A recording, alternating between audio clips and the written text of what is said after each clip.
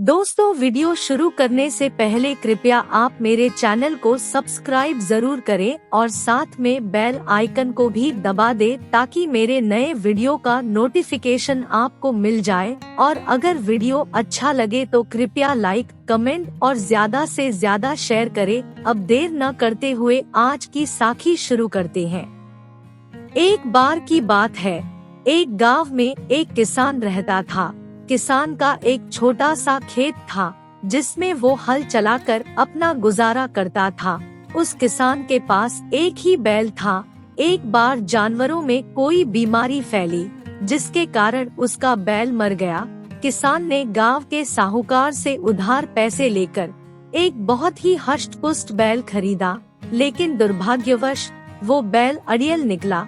वो बैल थोड़ी दूर चलता और बैठ जाता। किसान उसकी इस आदत से बहुत परेशान हो गया। किसान उस बैल को डंडे से बहुत मारता था और कई बार तो उसको खाना भी नहीं देता था, लेकिन उसके बाद भी बैल की ये आदत नहीं बदली।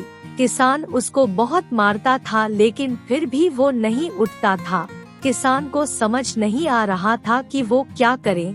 एक दिन किसान को खेत की बुवाई करनी थी, परंतु इसी बीच बैल चलते चलते बीच में बैठ गया। किसान ने बैल को उठाने का बहुत प्रयास किया, लेकिन वो बैल नहीं उठा। आखिर किसान के परिवार के भरण पोषण का सवाल था। बैल अगर चलेगा नहीं तो खेत की बुवाई कैसे होगी, और खेत की बुवाई नहीं हो पाई तो उसके परिवार का गुजारा कैसे होगा। साथ संगत जी, जब किसान का बैल खेत में बैठ गया और किसान उसको उठाते थक गया, लेकिन बैल नहीं उठा। वो किसान गुस्से के मारे उसको मारने लगा।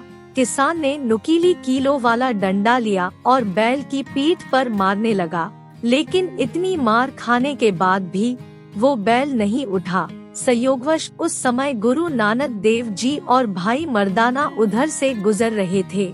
गुरु नानक देव जी ने देखा किसान बैल को बहुत बुरी तरह से मार रहा है, लेकिन बैल है कि इतनी मार खाने के बाद भी उठने का नाम नहीं ले रहा। गुरु नानक देव जी ये सब देखकर उस किसान के पास पहुँचे और उसको कहा, तुम इसको इतनी बुरी तरह क्यों मार रहे हो।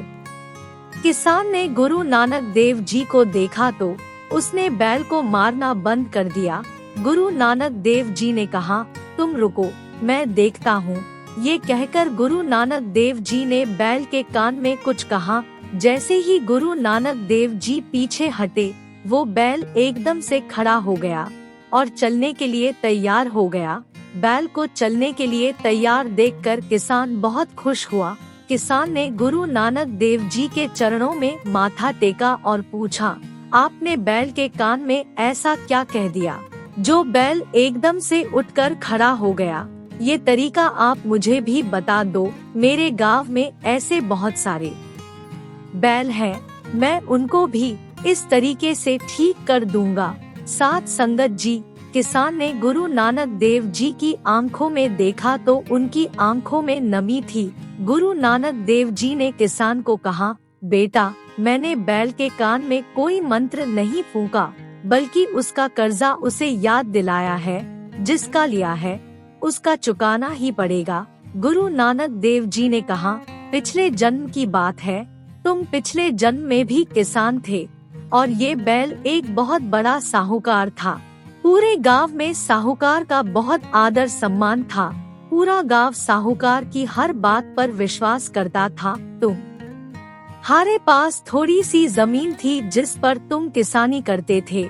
तुम्हारे परिवार में एक बेटी थी। तुम अपनी बेटी की शादी के लिए थोड़ा बहुत पैसा साहूकार के पास जमा करते थे। तुमने सोचा था कि जब बेटी की शादी का समय आएगा तो ये पैसा उसके काम आएगा। धीरे धीरे करके तुम्हारी लड़की भी बड़ी हो गई और तुम्हारा पैसा भी काफी इकट्ठा हो गया था। एक दिन पड़ोस के गांव में तुमने अपनी लड़की का विवाह तय कर दिया। विवाह तय होने के बाद तुम अपना पैसा लेने के लिए साहूकार के पास पहुँचे। तुमने साहूकार से अपना पैसा वापस मांगा और कहा, मैंने अपनी बेटी का विवाह पास के गांव में एक अच्छे घर में तय कर दिया है। इसलिए अब मुझे पैसे की जरूरत है।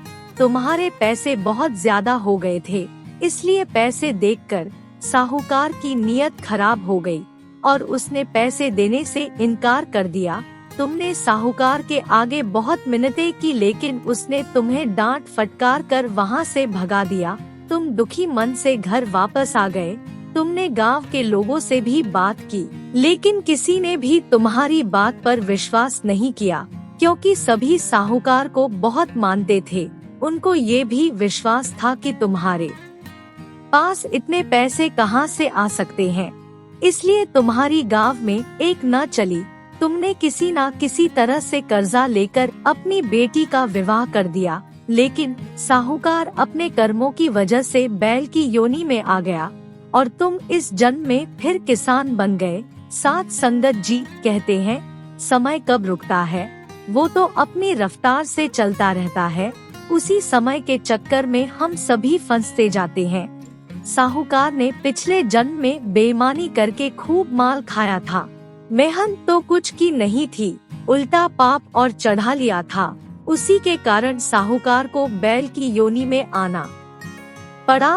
पिछले जन्म में बिना मेहनत किए खाया था, इसलिए बैल बनकर भी मेहनत नहीं करना चाहता था, इसलिए वो बार बार बैठ जाता है, तुम्हारी गालियाँ और मार खाता है।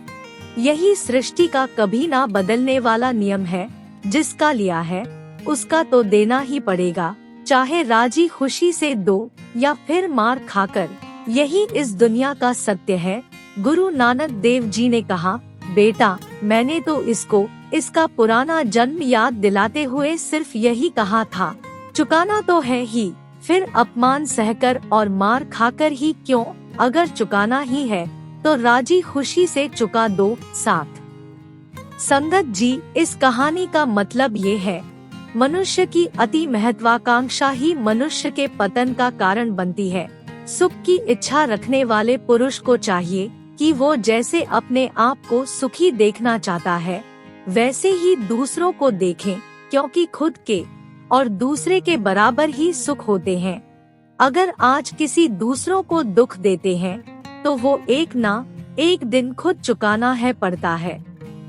साथ संगत जी, कर्म एक ऐसी चीज है जिससे कोई भी नहीं भाग सकता। कर्मों का फल तो एक ना एक दिन चुकाना ही पड़ता है। आज हम अगर किसी को दुख देकर ये सोचते हैं कि हमें कोई नहीं देख रहा, तो ये हमारी सबसे बड़ी भूल है, क्योंकि ऊपर वाले की लाठी में आवाज नहीं होती, लेकिन पड़ती जरूर है। इसलिए जीवन में कोई भी कर्म करने से पहले 1000 बार सोचना चाहिए कि ये सही है या गलत, क्योंकि जो कुछ भी हम आज करेंगे वो हमें सूद समेत वापस करना पड़ेगा। इसलिए साथ संगत जी, परमात्मा ने जो हमें ये जीवन दिया है उसको हमें दूसरों की सेवा और भलाई के कामों में लगाना चाहिए और परमात्मा की भक्ति करनी चाहिए। यकीन मानो, इससे हमें जो मानसिक खुशी प्राप्त होगी वो दुनिया की सारी दौलत से भी बड़ी होगी। साथ संगत जी, अगर आपको ये साखी अच्छी लगी हो तो कृपया लाइक, कमेंट और ज्यादा से ज्यादा शेयर करें। आपके प्यार और स्नेह के लिए बहुत बहुत धन्यवाद।